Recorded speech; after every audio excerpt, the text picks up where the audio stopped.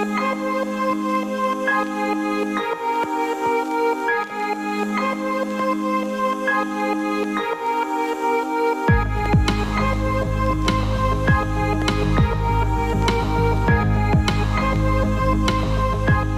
un privilegio para mí estar en esta hora para analizar los capítulos 48, 49 y 50 del libro El deseado de todas las gentes. Y agradecemos su presencia con nosotros y le damos una cordial y grata bienvenida a todos ustedes. Esta servidora Irma López, que estará con ustedes discutiendo esos capítulos. Pero antes de comenzar, yo quisiera, por favor, tener una palabra de oración. Así que oremos. Padre nuestro que estás en los cielos, te damos gracias una vez más por tu presencia en nuestras vidas. Te damos gracias, Padre Santo, porque tú permites que nosotros nos podamos acercar a ti a través de los estudios de la Biblia, de los diferentes libros, Señor, para conocer más de ti. Te pido, Padre Santo, en esta hora que tú estés protegiendo a estas personas, hermanos, amigos, que se nos acercan, Padre Santo, para con nosotros estudiar estos capítulos del libro deseado de toda la gente. Padre Santo, protégelos, cuídalos y permite, Señor, que cuando tú vengas estemos preparados para estar contigo. En el nombre de Jesús, amén. Bien, vamos a comenzar con el capítulo 48.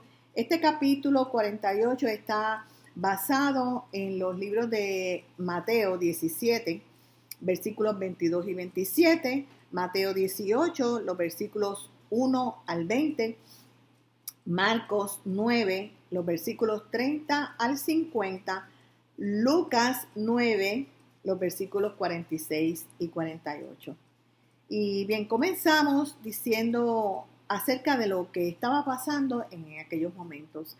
Dice que al volver Jesús a Capernaum de Galilea, él se dirigió, no quería dirigirse a esos lugares que él siempre había ido a predicar. Lo que él quería era tener un momento aparte con sus discípulos, más bien que trabajar con las multitudes. ¿Y por qué él quería estar con sus discípulos? Bueno, es que los discípulos habían desarrollado un espíritu de rivalidad entre ellos y Jesús quería instruirlos al respecto. ¿Y por qué la rivalidad? Bueno, es que la mención de que ellos habían tenido de que pronto irían a Jerusalén reanimó en ellos la esperanza de que se estuviese por establecer un reino donde Jesús iba a ser el director, ¿verdad? Y ellos tendrían aquellos puestos más elevados. Y entonces entre ellos estaban tratando de saber, bueno, ¿quién será el principal? ¿En qué puesto voy a estar yo? Yo prefiero este. Bueno, y tenían esa pugna. Así que llegaron con esto en mente a Capernaum y entonces allí Jesús quería hablar con ellos. Pero de momento, como ellos estaban entrando a ese lugar, se acercó un cobrador de impuestos y le dijo el cobrador a Pedro: vuestro padre, vuestro maestro, ¿no paga las 2 dracmas? Este señor se refería a una contribución religiosa exigida anualmente a cada judío para el sostén del templo. Recordemos que los enemigos de Jesús estaban buscando cualquier excusa para acusar a Jesús y procesarlo. Y fíjense en lo que pasa. Si Jesús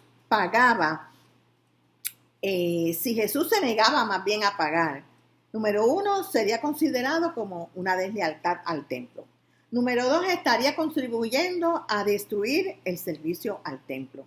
Y estaría tratando de igualarse a los levitas, a los sacerdotes y profetas, porque esos 3 eran los únicos que no tenían que pagar. Ellos estaban exentos de ese pago. Así que eso era si él no pagaba. Ahora, si pagaba, entonces estaría reconociendo que era un don nadie, como ellos lo tenían pensado. Así que Jesús, como leía lo que estaba pasando en sus mentes, pues él dijo: mira, Pedro, ven acá. ¿Sabes qué? Tú vas a ir al mar, vas a coger un pez, el primero que tú cojas, le vas a abrir la boca y allí adentro vas a encontrar una moneda que dice en la Biblia que era un estatero. Y con eso tú lo vas a dar y vas a pagar por ti y por mí. Así que fíjense, Jesús además del milagro que manifestó en aquel momento, también Jesús le mostró a los discípulos que él no quería entrar en controversia. También se lo demostró a aquellos judíos. Él no quería tener ningún problema con ellos, porque ellos de todas maneras iban a malinterpretar sus palabras. Antes de ofenderlo, prefirió pagar. Esta lección iba a ser de gran valor para los discípulos, créanme, porque Cristo les enseñó a no colocarse innecesariamente en antagonismo con el orden establecido. Y aunque los cristianos no han de sacrificar un solo principio de la verdad, deben evitar la controversia siempre que sea posible. Muy bien. Más tarde, cuando había pasado esto, Jesús le preguntó a los discípulos, ¿qué disputaban ustedes en el camino? ¿Qué cosa los traía tan molestos unos con los otros? Y ellos se llenaron de vergüenza y entonces como que guardaron un poco de silencio. Más tarde, uno de ellos se atrevió y le dijo, Maestro, ¿quién es el mayor en el reino de los cielos? Le dijo. Entonces Jesús le comentó, si alguno quiere ser el primero, ese será el postrero de todos y el servidor de todos. La lucha por el puesto más elevado era la manifestación del mismo espíritu que diera origen a una gran controversia en el mundo superior. Yo no sé, ustedes recuerdan, mientras Lucifer consideró como presa deseable el ser igual a Dios, Cristo, el encumbrado, se anonadó a sí mismo, tomando forma de siervo, hecho semejante a los hombres, se humilló a sí mismo, haciéndose obediente y haciéndose digno de la muerte y muerte de la cruz. En estos momentos les esperaba a Jesús su muerte y sus discípulos pensando que quién iba a ser el mayor.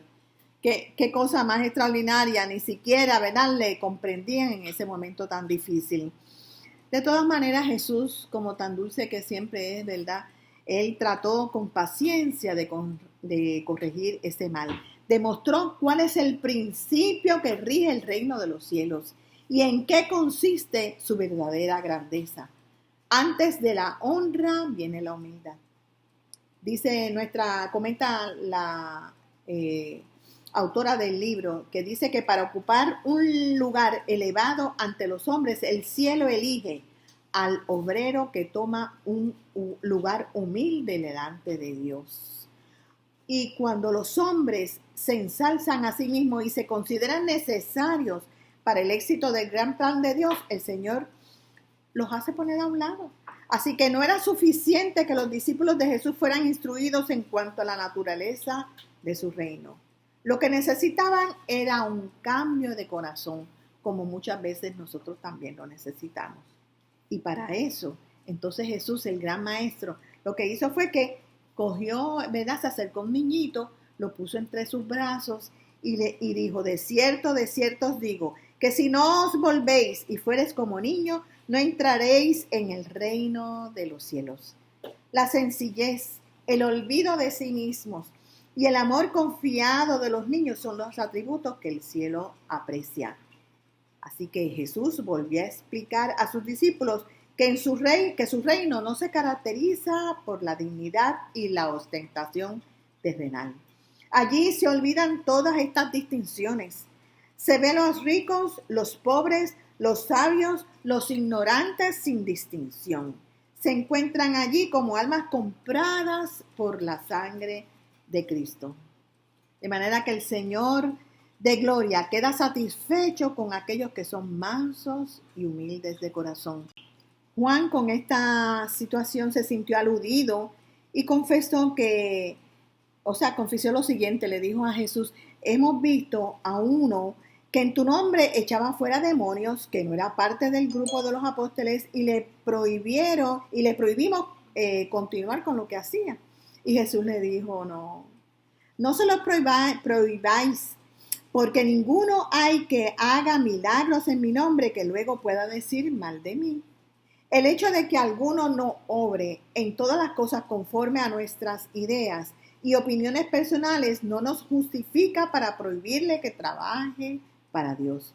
Cristo es el gran maestro. Nosotros no hemos de juzgar ni dar órdenes, sino que cada uno debe de sentarse, ¿verdad?, con humildad a los pies de Jesús y aprender de él. La dureza y la frialdad manifestadas por un discípulo hacia una persona a la que Cristo estaba atrayendo podría desviar sus pies por la senda del enemigo y causar la pérdida de su alma. Jesús dijo que antes de decir una cosa o hacer una cosa semejante, mejor fuera que se le atase una piedra de molino al cuello y fuera echado al mar. Así que, ¿por qué empleó Jesús este vehemente lenguaje? Porque el Hijo del Hombre vino a salvar lo que se habrá perdido. Él salvando y nosotros destruyendo. Y eso no era. Así que cada alma, dice Jesús, costó un precio infinito. Y cuán terrible es el pecado de apartar un alma de Cristo, de manera que para ella el amor, la humillación y la agonía del Salvador hayan sido en vano.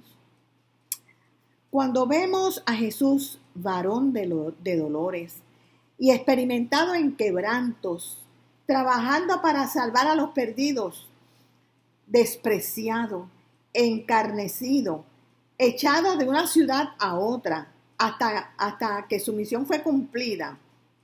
Cuando le contemplamos en el Getsemaní, sudando gruesas gotas de sangre y muriendo en agonía sobre la cruz, cuando vemos eso, no podemos ya reconocer el clamor del yo. Mirando a Jesús nos avergonzaremos de nuestra frialdad, de nuestro letargo, de nuestro egoísmo. Estaremos dispuestos a hacer cualquier cosa para servir de todo corazón al Maestro. Así que dijo Jesús, entonces fíjense, ¿saben una cosa? ¿Qué os parece? Si ¿verdad?, un pastor que tiene las ovejas, si se le pierde una oveja, ¿verdad?, ¿qué haría el pastor? Inmediatamente le dice, bueno, pues la van a buscar. Pues sí, cuando se pierde una oveja, el pastor va, deja las 99 y busca la oveja. Y así mismo es Jesús con nosotros, porque Él quiere, como el pastor, salvarnos. Así que si la oveja, por su propia voluntad, ¿verdad?, sin querer se pierde, hay que ir a rescatarla. Pero ¿saben qué? El Señor también les explicó a ellos que hay ovejas que por motus propio pues quieren separarse. Y entonces Él les recomendó a los discípulos un sistema. Le dijo, si la oveja quiere irse por su propia cuenta, pues mira, ve tú personalmente, estate con ella, redargúyela.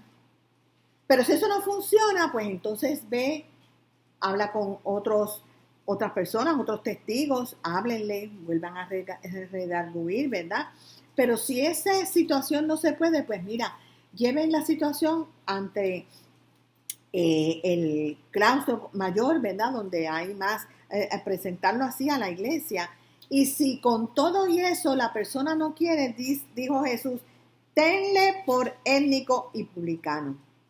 Así que si se quiere ir, pues tenlo por étnico y publicano. Pero de lo contrario, tratemos de salvar a las ovejas perdidas. No obstante, todos deben tratarlo al que se fue con ternura y compasión, como una de las ovejas perdidas a las que Cristo está procurando atraer todavía al redil. Así que ese es el resumen del capítulo 48, y ahora vamos de inmediato al resumen del capítulo 49, que se llama Las fiestas de las cabañas, que se encuentra, ¿verdad? Esta historia más bien se encuentra en Juan capítulo 7 del versículo 1 al 15 y los versículos 37 al 39. Quiero decirles algo, ¿verdad?, antes de entrar en el asunto de las fiestas de las cabañas. 3 veces al año los judíos debían congregarse en Jerusalén. Iban de donde estaban viviendo a Jerusalén con propósitos religiosos. La tercera reunión, que ya era al final de año, era llamada las fiestas de las cabañas. Y Dios quería que en esta fiesta el pueblo reflexionase respecto a la bondad y a la misericordia que Dios había tenido para con ellos. respecto a las cosechas que Dios le había dado, toda la abundancia, todas las cosas buenas que le había dado, y también para que ellos se recordaran de cómo Dios había cuidado de ellos durante el tiempo en que habían estado en el desierto. Esa fiesta de las cabañas duraba 7 días. Y los habitantes de Palestina dejaban sus casas y acudían a Jerusalén. Todos traían un agradecimiento por aquel que había coronado el año con su bondad.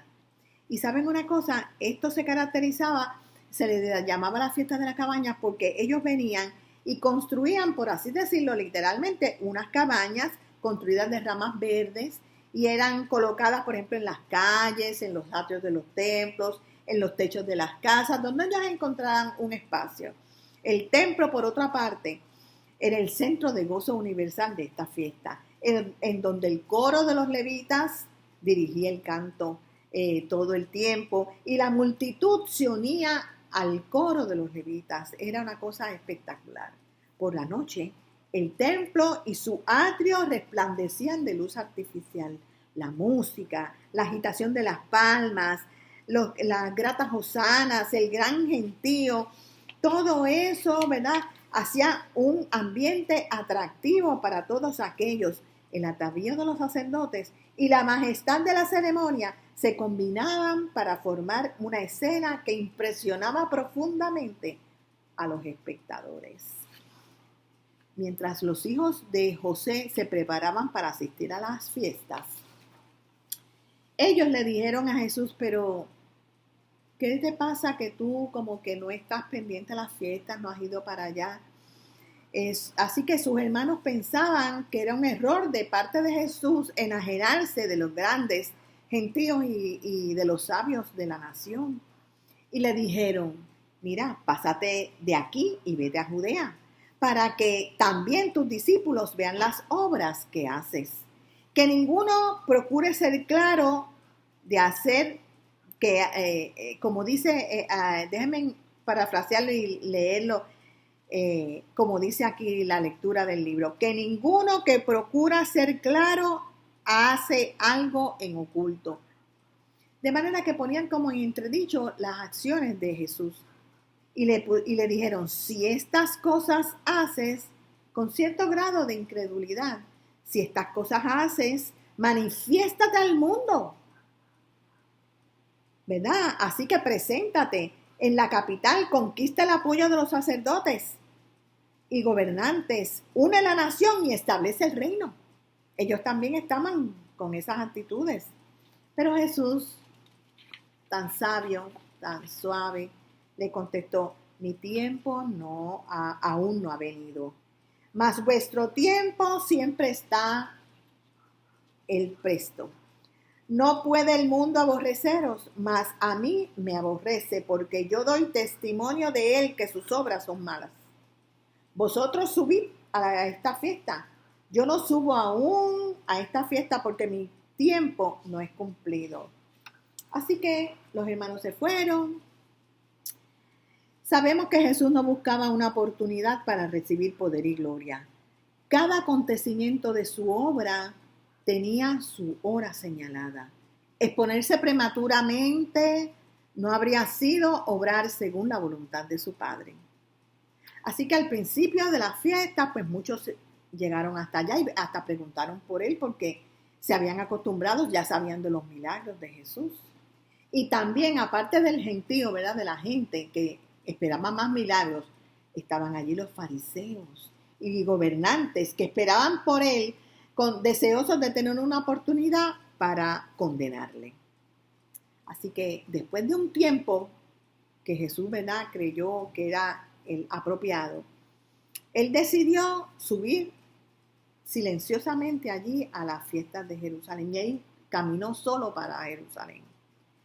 Y fíjense, en medio de las fiestas de ese primer día entró en el atrio del templo en presencia de la multitud. Todos se sorprendieron al notar su presencia. Toda voz se acalló. Así de pie, convertido en el centro de atención de la muchedumbre, Jesús les habló como nadie lo había hecho.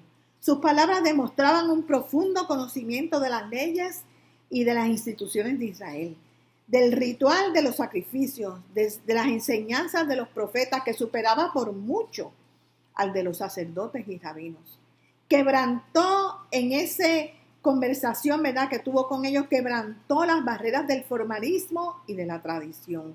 Hablaba de lo terrenal y de lo celestial, de lo humano y de lo divino, con una autoridad positiva que los dejaba pasmados. Sus palabras eran muy claras y convincentes, y nuevamente la gente se asombró de su doctrina. Con variedad de representaciones advirtió a sus creyentes la calamidad que seguiría a todos los que rechazasen las bendiciones que él había venido a traerles. Día tras día, porque acuérdense que eran 7 días, día tras día enseñaba a la gente hasta que en el último día él como que percibió que ya la gente como que estaba ya cansada. Acuérdense que eran 7 días. Y ahí, ante ese escenario, alzó su voz en un tono que repercutía por los atrios del templo y dijo: si alguno tiene sed, venga a mí y beba. El que cree en mí, como dice la Escritura, ríos de agua viva correrán de su vientre. El pueblo había estado participando de una continua escena de pompa, de festividades, pero no había nada en toda ella que satisfaciera sus necesidades de su espíritu. Nada que llenara su sed, ¿verdad? Calmara su sed. Pero ahora Jesús les invitaba a beber de la fuente de la vida, del manantial de agua para vida eterna. Así que mientras Jesús hablaba al pueblo, sus corazones se conmovían, tanto que casi podían exclamar, como la mujer samaritana: dame de esa agua para que no tenga sed. Ahora mismo, a ti que estás oyendo estas palabras, Él promete aliviar el ánimo cargado, consolar a los tristes, dar esperanza a los abatidos. Y allí estaban, en medio del resplandor de la gozosa escena, descontentos y tristes, pero con este clamor: si alguno tiene sed. Su mente se reanimó con una nueva esperanza. El clamor que Cristo dirige al alma sedienta sigue repercutiendo y llega a nosotros con más fuerza que aquellos que lo oyeron en esos días. El manantial está abierto para todos. A los cansados y exhaustos, Jesús le ofrece la refrigerante bebida de la vida eterna. Así que dio su mensaje en aquellos días y hoy también nos los ofrece a nosotros. Es magnífico, ¿verdad?, oír estas palabras de una manera espectacular. Pero en este capítulo 49 se ha hablado, ¿verdad?, de cómo Jesús le daba sus mensajes. Pero ¿qué pasa? En el capítulo 50, entonces nos lleva a decir que tras de estos mensajes que él estaba dando, tras de esta ejecución tan linda que él tenía, estaban allá atrás los espías tratando de conseguir alguna forma de hacer caer a Jesús. Y fíjense, vamos como yendo un poquito más atrás. Fíjense, en el primer día, cuando Jesús entró y dio aquel mensaje tan apoteósico, dice que Jesús se presentó a la fiesta, ¿verdad? Y entonces, antes de que empezara a conversar con ellos, le preguntaron: oye, ¿y con qué autoridad tú estás enseñando? Mira qué atropellamiento, ¿verdad? Pero Jesús, volvemos a decir, tan hermoso, tan sencillo, dice: mi doctrina no es mía, sino de aquel que me envió. El que quiera hacer su voluntad conocerá de la doctrina si viene de Dios, o si yo hablo de mí mismo. Para obtener el conocimiento de la verdad, no importa las ventajas que tenga el hombre y cuán grandes sean las mismas, tiene que tener el corazón abierto a la verdad. O sea, si el hombre no tiene el corazón abierto a la verdad, mira, no va a estar creyendo en nada. De manera que una vez que abra su corazón, entonces ahí puede renunciar a todas costumbres y a todas prácticas y entonces oír los mensajes. Los fariseos definitivamente no habían puesto su voluntad de parte de la voluntad de Dios. No estaban tratando de conocer la verdad, sino de hallar alguna excusa para evadirla. Así que qué cosa, ¿verdad? Que veamos esas situaciones. Dios no obliga a los hombres a renunciar a su incredulidad. Y repito, como dice aquí la hermana White, Dios no obliga a los hombres a renunciar a su incredulidad. Delante de ellos, de los hombres, de nosotros, está la luz y las tinieblas, la verdad y el error. Al hombre le toca decidir lo que va a aceptar. La mente humana está dotada del poder de discernimiento, como ustedes saben, entre lo bueno y lo malo. Dios no quiere que los hombres decidan por impulso, sino por el peso de la evidencia, comparando un pasaje de la Escritura con otro. Dice Elena G. de White que si los judíos hubiesen puesto a un lado sus prejuicios y hubiesen comparado la profecía escrita con los hechos que caracterizaban la vida de Jesús, habrían percibido una hermosa armonía entre las profecías y el cumplimiento en la vida y en el misterio de Jesús.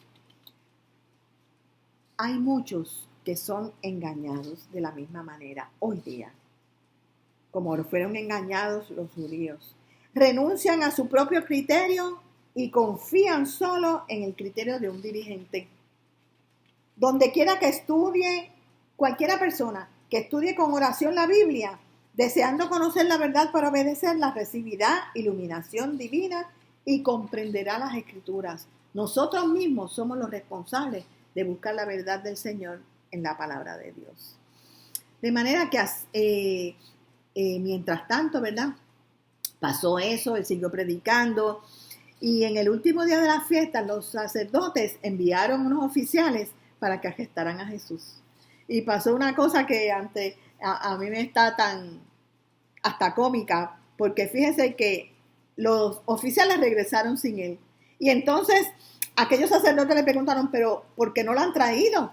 Y los oficiales no pudieron contestar otra cosa, sino que dijeron, nunca ha hablado hombre así como este. Y ellos, los sacerdotes le dijeron, ¿estáis también vosotros engañados? Así que otra vez, pues vamos a reunirnos, vamos a ver qué podemos hacer. Y se fueron hicieron una asamblea. Y entonces en esa asamblea había una persona que se llama Nicodemo en esa asamblea, era parte de esa asamblea, de ese consejo. Y entonces Nicodemo le dice, según la ley, ¿juzga nuestra ley a un hombre sin primero oírlo y sin entender lo que ha hecho?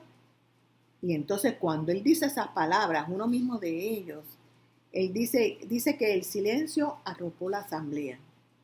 Ellos sabían por la ley que no podían condenar a un hombre sin haberlo oído. No obstante, se quedan pasmados de que alguien de ellos mismos estuviera hablando a favor de la justicia. Pero si eso era lo que había que hacer, estar a favor de la justicia. Así que le preguntaron a Nicodemo, óyeme, ¿eres tú uno de ellos? ¿Eres tú también un Galileo? No obstante, el planteamiento de Nicodemo detuvo ahí el procedimiento del consejo. Los gobernantes no pudieron llevar a cabo su propósito de condenar a Jesús sin oírlo. Bien, así que ya ustedes ven que pasaba de una situación a otra, buscando la manera de cómo incriminar a Jesús. Bien, al otro día, a la mañana siguiente, Jesús había ido al templo, ¿verdad? Y entonces allí un grupo de fariseos, y escuchen esto porque yo sé que ustedes conocen esta historia, un grupo de fariseos y escribas se acercó a él, arrastrando una mujer medio vestida o más bien medio desnuda, a la que estaban acusando de fornicar. Y le dijeron, ellos le preguntaron a Jesús, en la ley de Moisés nos mandó apedrear a las personas, a las tales. Tú pues, ¿qué dices? Ellos querían valerse de esta oportunidad para asegurar la condena de Jesús. Si la declaraba digna de muerte, se le podría acusar ante los romanos de estar asumiendo una posición que solo le pertenecía a ellos. Así que Jesús, mira, ellos se creen, Jesús lo sabía todo. Así que Jesús sabía el propósito que habían traído, por el cual habían traído a esta mujer. Y no dando señal de haber oído la pregunta, ustedes saben que dice la historia que Jesús se agachó y en el polvo empezó a escribir los pecados de aquellos que se acercaban, porque lo vieron agachándose, no contestaba, y ellos se acercaban, y cada vez que se acercaba uno, él escribía sus pecados. Y según se acercaban, entonces al ver el pecado, se iban. De manera que se fueron yendo. Y es bueno resaltar, haciendo un paréntesis, que es bueno decir que los rabinos, al presentar aquella acusación contra la mujer, estaban en sí violando la ley establecida. ¿Por qué? Por tres cosas. Miren, cuando se encontraba una situación como esa de adulterio, era deber del esposo o la esposa, del esposo, acusar a la incumbente. Segundo, las partes culpables debían ser castigadas por igual, no solamente castigar al hombre, sino también a la mujer. No solamente a la mujer, sino también al hombre. Y la ley especificaba que al castigar por apedreamiento, los testigos del caso debían arrojar la primera piedra. Por esto, fijando sus ojos a aquellos ancianos maquinadores de tal patraña, Jesús le dijo: el que esté libre de pecado, que tire la primera piedra. Y ellos sabían que le estaba escribiendo sus pecados allí. De manera que entonces poco a poco se fueron y nadie quedó allí, solamente la mujer. Jesús no había puesto de lado la ley dada por Moisés, ni había usurpado la autoridad de Roma. Los acusadores habían sido derrotados. Qué maravilla, ¿verdad? Al levantar, Jesús le dijo, al ellos irse, Jesús le dijo a la mujer: mujer, ¿dónde están los que te acusan? Ninguno te ha condenado. Ni yo te condeno, vete y no peques más. Al levantar a esta alma caída, Jesús hizo un milagro mayor. Curó la enfermedad espiritual. Y ¿saben una cosa? Esa mujer con el tiempo llegó a ser uno de los discípulos más fervientes de Jesús. Saben, aunque Jesús no toleró el pecado ni redujo el sentido de la culpabilidad, Jesús trató de no condenar, sino de salvar. Hermanos, amigos, Jesús aborrece el pecado, pero ama al pecador.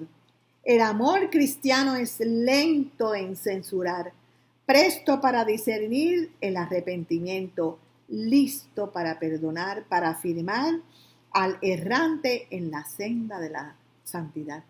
Espero que este resumen de estos capítulos 48, 49 y 50 hayan sido de gran beneficio para todos ustedes. Y para terminar, por favor, vamos a tener una pequeña oración. Oremos. Padre nuestro que estás en los cielos, te damos gracias, Padre mío, porque tú nos has permitido presentar el resumen de estos capítulos. Permite, Padre Santo, que podamos seguir atendiendo al resumen de estos capítulos que se presenta cada martes, y permite, Padre Santo, que podamos comprender más tu palabra, y que podamos caer rendidos a tus pies. En el nombre de Jesús. Amén.